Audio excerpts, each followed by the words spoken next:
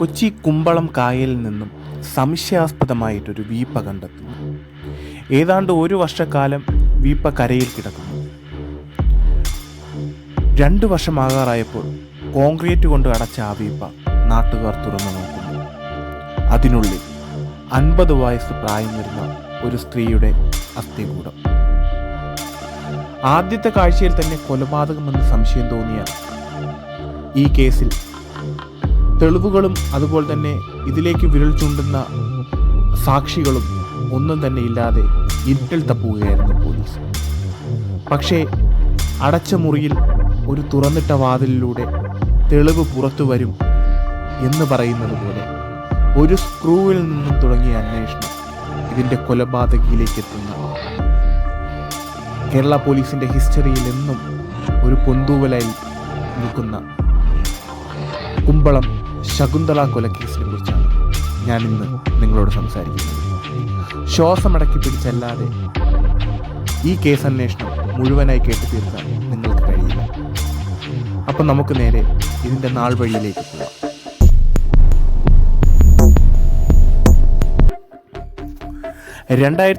ഡിസംബറിൽ കായൽ വൃത്തിയാക്കുന്നതിനിടയിൽ ഒരു JCB ഓപ്പറേറ്റർക്ക് ഒരു നീല നിറമുള്ള ഒരു വീപ്പ കായലിൽ നിന്ന് ലഭിക്കുന്നു. ആ ഡ്രൈവർ അതിനെ കരയ്ക്കെത്തിച്ച് പൊട്ടിക്കുവാനുള്ള ശ്രമങ്ങളൊക്കെ നടത്തുന്നു. പക്ഷേ ആ ശ്രമം വിപുലമായതോടുകൂടി ആ JCB ഓപ്പറേറ്റർ ആ വീപ്പ അവിടെ ഉപേക്ഷിച്ചിട്ട് പോകുന്നു.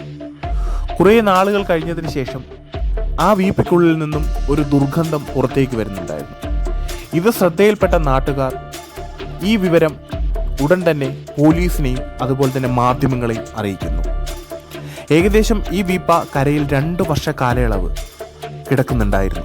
കാരണം ഇത് വീപ്പ കായലിൽ കിടക്കുന്ന സമയത്ത് തന്നെ അവിടുത്തെ മത്സ്യത്തൊഴിലാളികൾ പറയുന്നുണ്ടായിരുന്നു ഇതിന് ചുറ്റും ഒരു എണ്ണമയം കണ്ടിരുന്നുവെന്ന്. തുടർന്ന് പോലീസ് വന്ന് ഈ വീപ്പ പൊളിക്കുവാനുള്ള ശ്രമം ആരംഭിക്കുന്നു. 2 സ്ഥലങ്ങളും, അതായത് കോൺക്രീറ്റ് കൊണ്ട് അടച്ചിരുന്നതുകൊണ്ട് മേൽഭാഗം കോൺക്രീറ്റ് കൊണ്ട് അടച്ചത് കൊണ്ട് തന്നെ വളരെ ശ്രമകരമായിട്ട് 3 പേർ ചേർന്നാണ് ഈ വീപ്പ പൊളിക്കുവാൻ തുടങ്ങിയിരുന്നത്. എന്തോ ഒരു സംശയം തോന്നിയ പോലീസ് പൊളിക്കുന്ന ആളുകളോട് വളരെ ശ്രദ്ധയോട് മാത്രമേ ഈ പണി ചെയ്യാവൂ എന്ന് മുൻകരുതൽ കൊടുത്തിട്ടുണ്ടായിരുന്നു. മുകൾ ഭാഗം ഇഷ്ടികകൾ കൊണ്ട് അടച്ച് അതിനുള്ളിൽ താഴെ ഏകദേശം 10 സെൻറ്റിമീറ്ററോളം കോൺക്രീറ്റ് കൊണ്ട് കവർ ചെയ്ത് കോൺക്രീറ്റ് വെച്ച് മുകൾ അടച്ച രീതിയിലായിരുന്നു വീപ്പ ഉണ്ടായിരുന്നത്. പൊട്ടിച്ചു പോകുന്ന സമയത്ത് സംശയാസ്പദമായ എന്തോ ഒരു സാധനം പൊട്ടിക്കുന്നവരുടെ ശ്രദ്ധയിൽപ്പെട്ടു. അവർ അത് ഉദ്യോഗസ്ഥരെ അറിയിക്കുകയും ചെയ്തു. തുടർന്ന് വളരെ ശ്രദ്ധാപൂർവം പൊട്ടിച്ചതിൽ നിന്നും ആദ്യം പുറത്തേക്ക് കാണാൻ സാധിച്ചത് ഒരു കയറായിരുന്നു. ആ കയറിൻ്റെ താഴ്ഭാഗത്തായിട്ട് കുറച്ചും കൂടി ആഴത്തിൽ പൊട്ടിച്ചു പോകുമ്പോൾ മനുഷ്യൻ്റെ അസ്ഥികൂടമെന്ന് തോന്നിക്കുന്ന രീതിയിൽ തലയോട്ടി, തോളെല്ല്, തുടയെല്ല് അങ്ങനെയുള്ള മനുഷ്യ ശരീരത്തിൻ്റെ എല്ലാ ഭാഗങ്ങളുടെയും അസ്ഥികൂടങ്ങൾ കാണാൻ സാധിച്ചിട്ടുണ്ടായിരുന്നു. അതുപോലെ തന്നെ തോളെല്ലിൻ്റെയും തുടയെല്ലിൻ്റെയും ഭാഗത്തായിട്ട് ലേശം മാംസങ്ങളും ബാക്കിയുണ്ടായിരുന്നു. തലയോട്ടിയിൽ നിന്ന് തന്നെ ഏകദേശം ഒരു 50 സെൻറ്റിമീറ്റർ നീളത്തിൽ തലമുടി കാണുവാൻ സാധിച്ചു. എന്നിട്ടും അത് ഒരു പുരുഷൻ്റെതാണോ സ്ത്രീയുടേതാണോ എന്നുള്ള ഒരു തീരുമാനത്തിലെത്താൻ ആ സമയത്ത് പോലീസിന് സാധിക്കുന്നുണ്ടായിരുന്നില്ല. ശരീരഭാഗത്ത് നിന്ന് 14 തുണിക്കഷ്ണങ്ങൾ കിട്ടുകയുണ്ടായി. അതിലൊരു തുണിക്കഷ്ണത്തിന് ഏകദേശം 130 സെൻറ്റിമീറ്റർ നീളമുണ്ടായിരുന്നു. ഒരു നൈറ്റിയുടെയോ സാരിയുടെയോ എന്ന് തോന്നിപ്പിക്കുന്ന തരത്തിലുള്ളൊരു തുണിയുടെ ഒരു സാമീപ്യം പോലീസിന് അതിൽ നിന്നും മനസ്സിലായി. അതിൽ നിന്നും പോലീസുകാർ ഒരു തീരുമാനത്തിലെത്തി ഈ മരിച്ചിരിക്കുന്നത് ഒരു സ്ത്രീയാണെന്നും ഇതൊരു സ്ത്രീയുടെ മൃതശരീരമാണെന്നും. തുടർന്ന് ഇതിൻ്റെ കേസ് അന്വേഷണം എറണാകുളം സൗത്ത് CB ടോമും ഇതിൻ്റെ ഫോറൻസിക് പരിശോധനയ്ക്കായി ഡോക്ടർ ഉമേഷ് AK ചുമതലപ്പെടുത്തി. ഒരു തരത്തിലുള്ള തെളിവുകളും അവശേഷിക്കാതെ വർഷങ്ങൾ പഴക്കമുള്ള ഈ മൃതശരീരത്തിൽ നിന്നും എവിടെ നിന്ന് ആരംഭിക്കുമെന്നുള്ള സംശയത്തിലായിരുന്നു ഇതിൻ്റെ അന്വേഷണ ഉദ്യോഗസ്ഥർ. തുടർന്ന് ഈ മൃതശരീരത്തിലെ രാസപരിശോധനയും DNA പരിശോധനയും ഒരുപാട് പ്രാവശ്യങ്ങളായി ഇവർ നടത്തി നോക്കി. എന്തെങ്കിലും തരത്തിലുള്ള തുമ്പുകൾ ലഭിക്കുന്നുണ്ടോ എന്നറിയുന്നതിന് വേണ്ടിയിട്ട്. ഒട്ടും തന്നെ തെളിവുകൾ ലഭിക്കുന്നില്ല എന്ന് കണ്ടിട്ടും പിന്നെയും ഇവർ ഇതിനുള്ള അന്വേഷണം തുടർന്നുകൊണ്ടേയിരുന്നു. നിരന്തരമുള്ള ഇവരുടെ അന്വേഷണത്തിനൊടുവിൽ ഈ പറയുന്ന മൃതശരീരത്തിൻ്റെ ഇടത് കണങ്കാലുകളെ ബന്ധിപ്പിച്ചുകൊണ്ടുള്ള ഒരു അസ്ഥികളെ തമ്മിൽ ചേർക്കുന്നതിനോടൊരു ഓപ്പറേഷൻ നടന്നതായി കണ്ടെത്താൻ സാധിച്ചു. മാളിയോള സ്ക്രൂ ആയിരുന്നു അത്. കാലുകൾ തമ്മിൽ ബന്ധിപ്പിക്കുന്ന ഒരുതരം സ്ക്രൂ ആണത്. അതായത് ഈ ശസ്ത്രക്രിയ ചെയ്യുന്ന സമയത്ത് ഉപയോഗിക്കുന്ന ഒരുതരം സ്ക്രൂ. ആ സ്ക്രൂവിനെ ചുറ്റിപ്പറ്റിയായി പിന്നെയുള്ള അന്വേഷണങ്ങൾ. കാരണം ഇത് ഇതിൻ്റെ പഴക്കം നോക്കുമ്പോൾ ഇത് ഈ പറയുന്ന അസ്ഥികൂടങ്ങൾ തമ്മിൽ ചേരാത്തതായി തോന്നി. കാരണം ഈ പറയുന്ന ശസ്ത്രക്രിയ കഴിഞ്ഞ് ഏതാനും മാസങ്ങൾക്കുള്ളിൽ തന്നെ ഈ പറയുന്ന ആൾ മരണപ്പെട്ടിട്ടുണ്ട്. തുടർന്ന് ഈ സ്ക്രൂവുമായി ബന്ധപ്പെട്ടുള്ള അന്വേഷണങ്ങൾ ആരംഭിച്ചു. സ്ക്രൂവിനെ സൂക്ഷ്മമായി പരിശോധിച്ചപ്പോൾ നഗ്നനേത്രങ്ങളാൽ കാണാത്ത എന്തോ ഒരു നമ്പർ കോഡ് അതിൽ നിന്നും ഈ പറയുന്ന ഫോറൻസിക് സർജന് കാണുവാനിടയായി. ഉടൻ തന്നെ പോലീസ് ഫോട്ടോഗ്രാഫറെ വിളിച്ചു വരുത്തി. പോലീസ് ഫോട്ടോഗ്രാഫർ വന്ന് അതിൻ്റെ ഫോട്ടോകളെടുത്ത് കുറച്ചും കൂടി വിശദമായി അതൊന്ന് നിരീക്ഷിച്ചപ്പോൾ അതിലൊരു പേരെഴുതിയിരുന്നു, പിക്കാർ എന്ന്. ഒപ്പം 7 അക്കമുള്ള 2 നമ്പരും.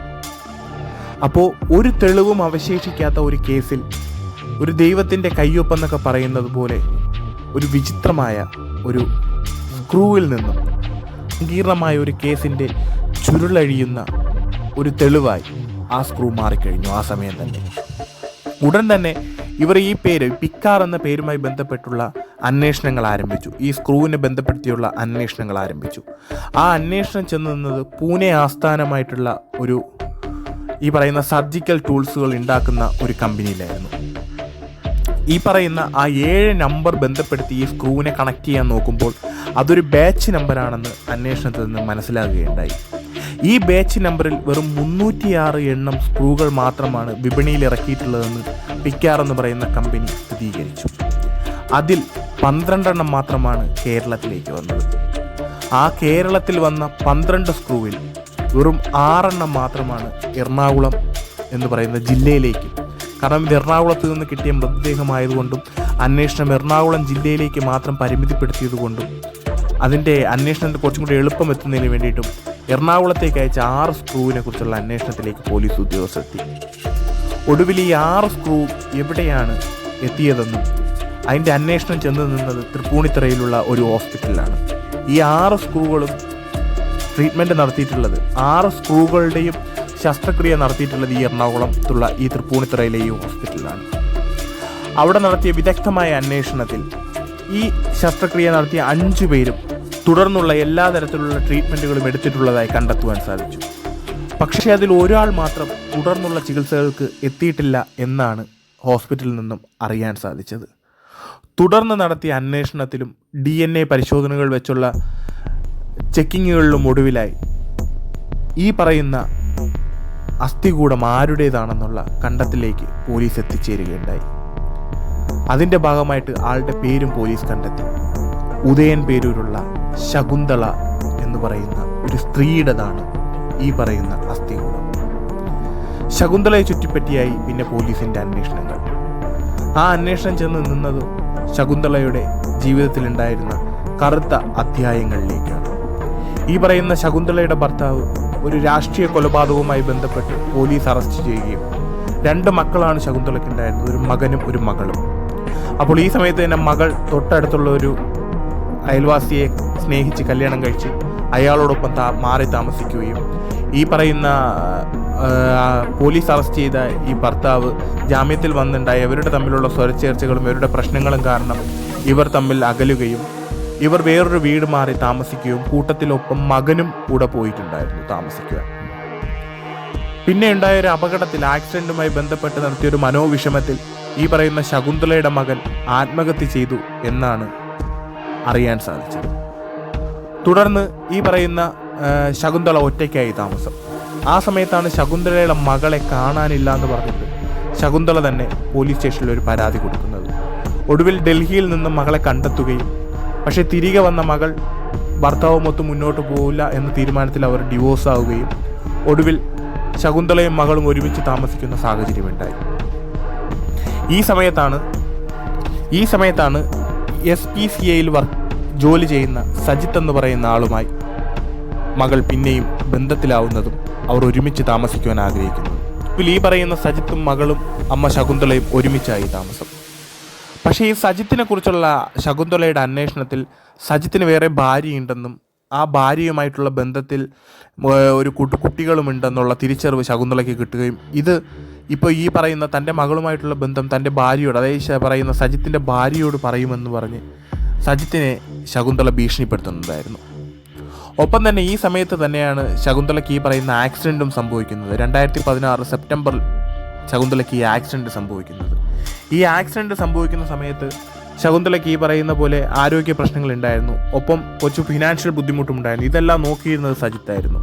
അതേ സമയത്ത് തന്നെയാണ് ശകുന്തളയ്ക്ക് ചിക്കൻ ബോക്സും വരുന്നത്. ഒടുവിൽ ശകുന്തള ഈ പറയുന്ന പോലെ സജിത്തിന് വലിയൊരു ബാധ്യതയായി മാറി.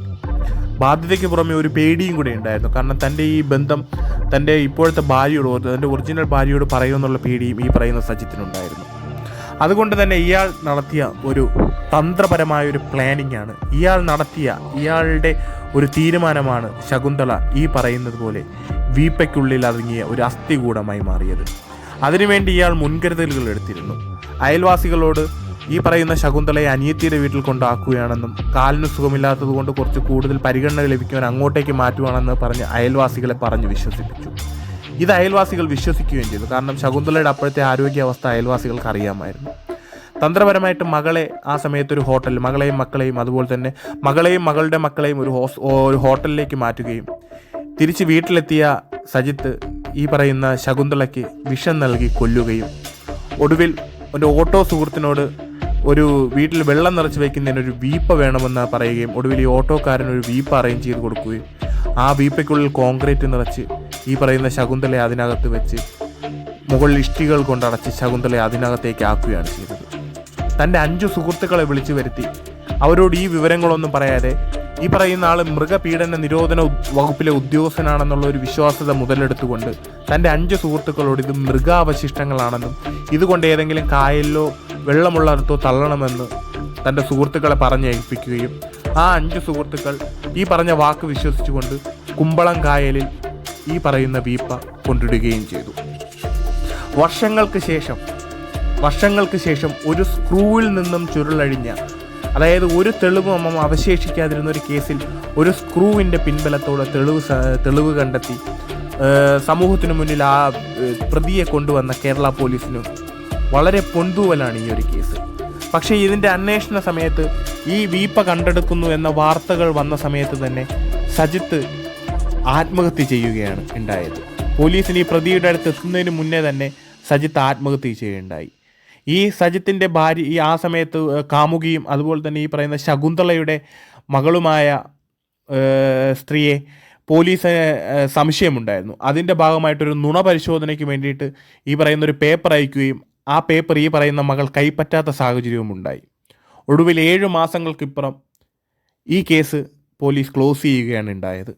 കാരണം ഒട്ടും തെളിവുകളില്ലാതിരുന്നൊരു കേസിൽ നിന്നും ഈ ആരാണോ ഇതിൻ്റെ ക്രൈം നടത്തിയെന്നുള്ള പ്രതിയിലേക്ക് പോലീസിനെ എത്തിച്ച ഒരു സ്ക്രൂവിൽ നിന്നുള്ള ഒരു തെളിവ്. ഇതാണ് നമ്മൾ തിരിച്ചറിയേണ്ടത്.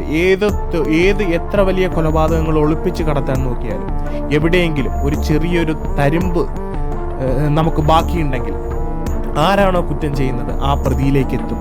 അതിൻ്റെ ഏറ്റവും വലിയ തെളിവ് തന്നെയാണ് വീപ്പയ്ക്കുള്ളിൽ തൻ്റെ ശരീരം വർഷങ്ങളോളം ഇരിക്കേണ്ടി വന്ന ശകുന്തള എന്ന് പറയുന്ന സ്ത്രീയുടെ കൊലപാതകവുമായി ബന്ധപ്പെട്ട് നമുക്ക് മനസ്സിലാക്കാൻ കഴിയും. വളരെ മികച്ചതാണ് കേരള പോലീസിൻ്റെ അന്വേഷണം. ഇതിന് നേതൃത്വം നൽകിയ CICB ടോം എന്ന് പറയുന്ന ഉദ്യോഗസ്ഥന് ഹൃദയത്തിൻ്റെ ഭാഷയിൽ സല്യൂട്ട് ചെയ്യുന്നു. ഇതുപോലുള്ള കേരള പോലീസിൻ്റെയും അതുപോലെ തന്നെ ഇന്ത്യയിൽ നടന്ന വിവിധ ക്രൈമുകളെയും ബന്ധപ്പെടുത്തിയിട്ടുള്ള സ്റ്റോറികളുമായി ഇനിയും ഞാൻ നിങ്ങളുടെ മുന്നിൽ വരും. മറ്റൊരു വിഷയമായി വരുന്നവരെ നിങ്ങൾക്കെല്ലാവർക്കും നല്ലൊരു ദിവസം ഞാൻ ആശംസിക്കുന്നു.